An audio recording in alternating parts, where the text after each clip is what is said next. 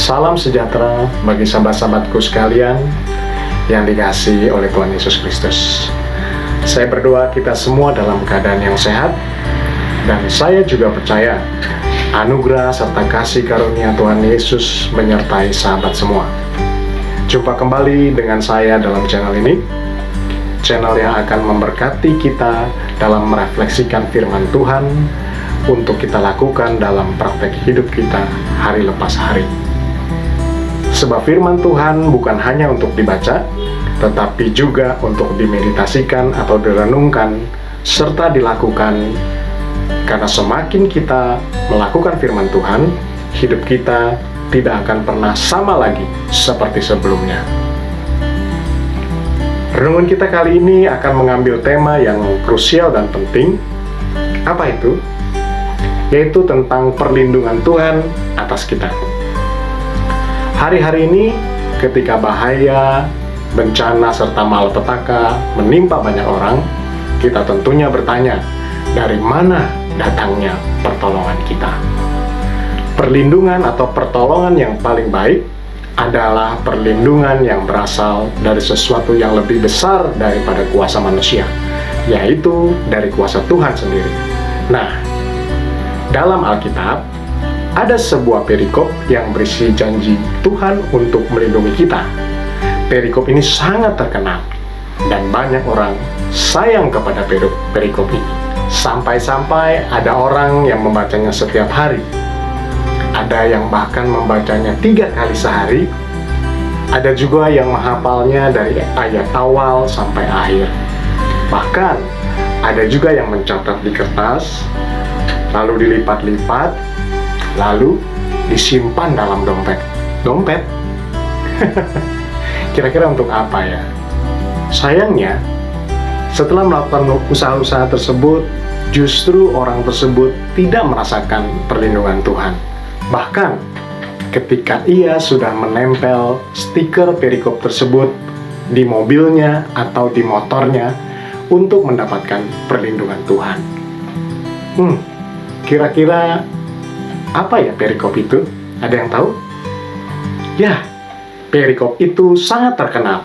Perikop itu adalah Mazmur 91, atau dalam bahasa Inggrisnya disebutkan Psalm 91. Dan video kali ini berjudul Unboxing Mazmur 91 bagian yang pertama. Di sini kita akan membahas 3 poin yang paling penting dari Mazmur 91.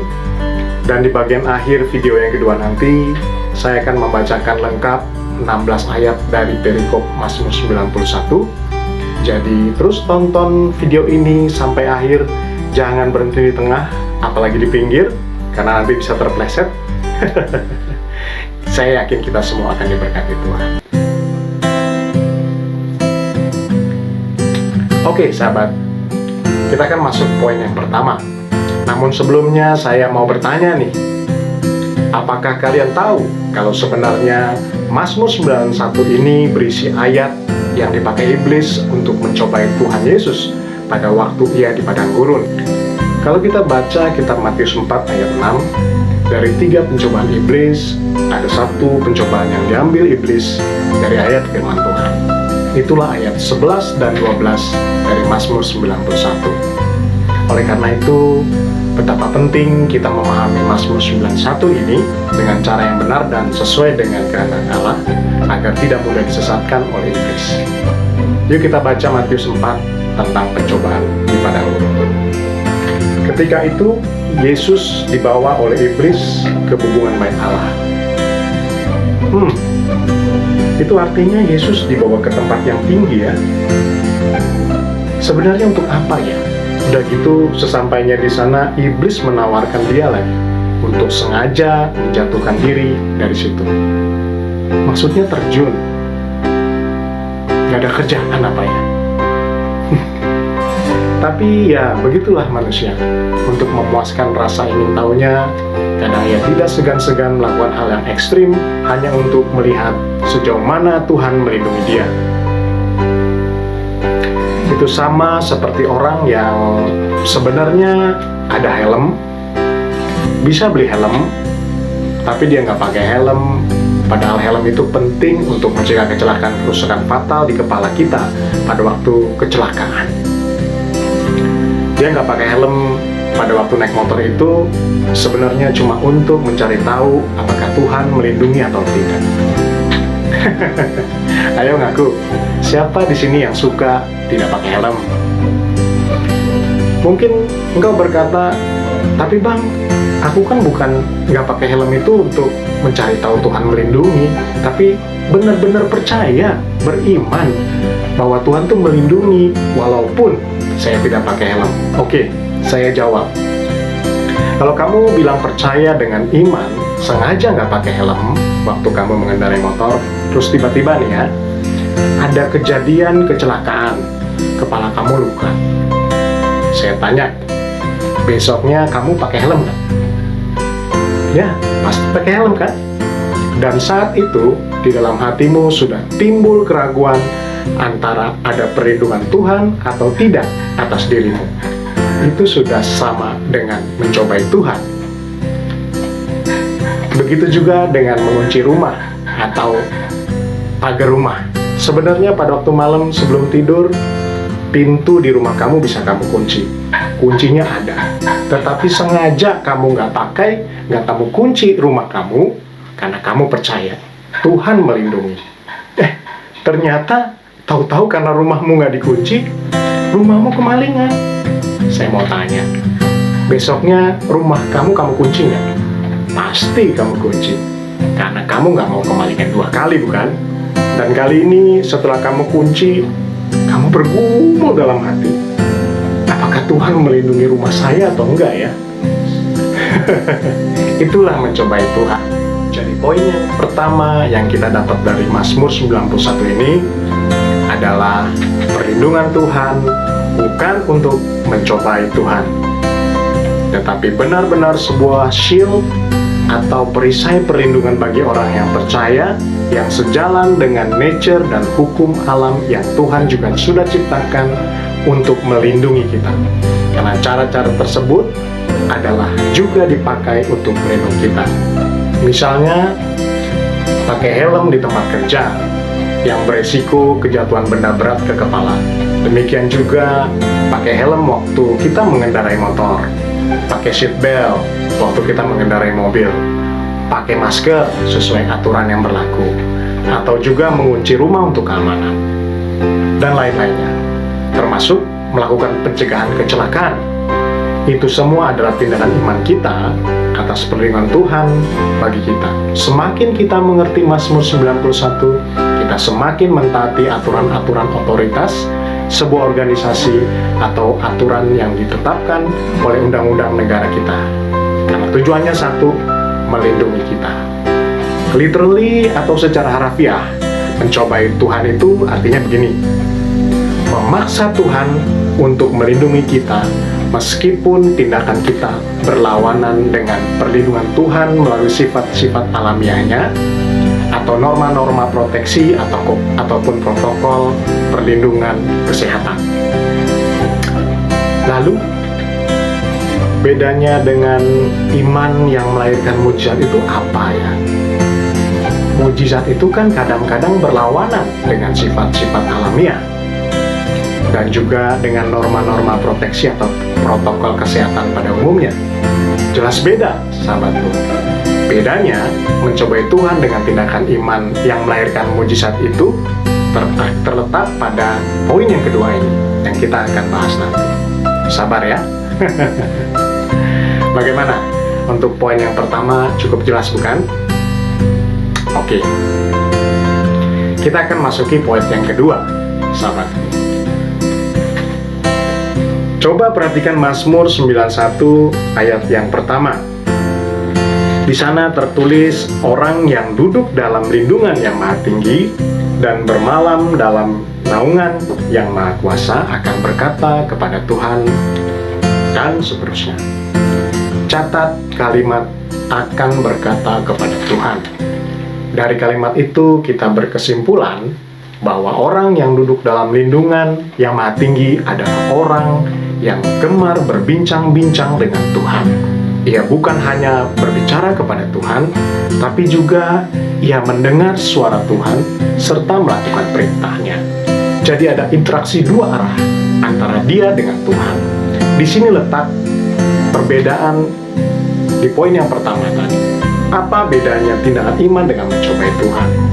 Sesuatu yang sangat membahayakan bisa saja kita lakukan dengan mengabaikan norma-norma proteksi tadi. Tapi dengan satu syarat, diperintahkan oleh Tuhan untuk kita lakukan. Karena perintah Tuhan pasti sepaket dengan penyertaannya dan mujizat perlindungannya. Janji Tuhan ini terdapat di Mazmur 23 ayat yang keempat. Sekalipun aku berjalan dalam lembah kekelaman, aku tidak takut bahaya sebab Engkau besertaku. Gadamu dan tongkatmu itulah yang menghibur aku. Jadi untuk setiap perilaku atau aktivitas kita yang berbahaya atau tidak sesuai dengan norma proteksi atau protokol proteksi, sangat penting bagi kita untuk mendapatkan approval atau persetujuan dari Tuhan. Boleh atau tidak kita lakukan. Jika hal itu tidak mendapat persetujuan dari Tuhan, jangan sekali-kali kita lakukan, karena sangat berbahaya. Itu sebabnya Tuhan Yesus tidak mau terjun dari hubungan baik Allah, karena itu bukan kehendak Bapa. Sederhana bukan? Oke, balik lagi ke poin yang kedua. Dalam terjemahan bahasa Inggris ayat yang pertama Mazmur 91 ini dituliskan abide in the secret place. Secret place. Itu artinya tempat rahasia. Kenapa disebutkan tempat rahasia ya? Begini. Karena Allah adalah roh, untuk berbicara dan bertemu dengannya secara pribadi hanya bisa dilakukan dalam sebuah tempat rahasia yang tidak bisa dilihat secara kasat mata. Di mana tempat itu? Bukan di gunung, sahabat. Bukan di kamar yang sepi, di pinggir laut, bukan juga di goa, bahkan bukan di dalam gedung gereja, melainkan di dalam hatimu dan hatiku, yaitu di dalam roh kita, di tempat di mana tidak seorang pun yang akan bisa menghentikan kita untuk bertemu dengan Tuhan. Dan engkau bisa datang setiap saat yang kau mau, sesering yang engkau mau. Bebas. Jika kita datang dengan iman, maka kita pasti akan bertemu dengan Tuhan. Datanglah dan berbincang-bincanglah dengan Tuhan sesering mungkin. Semakin sering kita datang ke tempat itu dan berbincang-bincang dengan Tuhan, semakin kita melekat dengan Tuhan. Ucapkan terima kasih untuk setiap hal kecil yang kita lakukan dan kita selesaikan bersama Tuhan.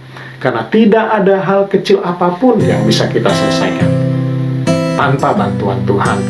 Sebab itu banyaklah mengucap syukur. Namun hati-hati, setidaknya ada dua yang bisa menghalangi kita bertemu dengan Tuhan. Yang pertama adalah keraguan-raguan dalam diri kita. Dan yang kedua adalah dosa. Ya, dosa. Hati kita adalah titik kontak kita dengan Tuhan. Jadi, pelihara selalu hati kita, jaga agar senantiasa siap bertemu dengan Tuhan.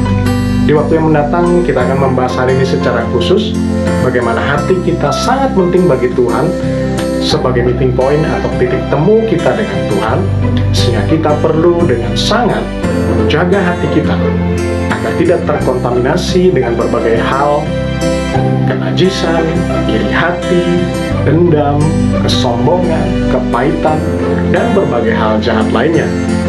Untuk sekarang, saya mau bilang, jika sahabat, engkau tidak punya hubungan bergaulan dengan Tuhan dalam rohmu, tetapi engkau mengharapkan perlindungan Tuhan, seperti dalam Mazmur 91, saya mohon maaf, yang sebesar-besarnya, sepertinya engkau cuma bermimpi.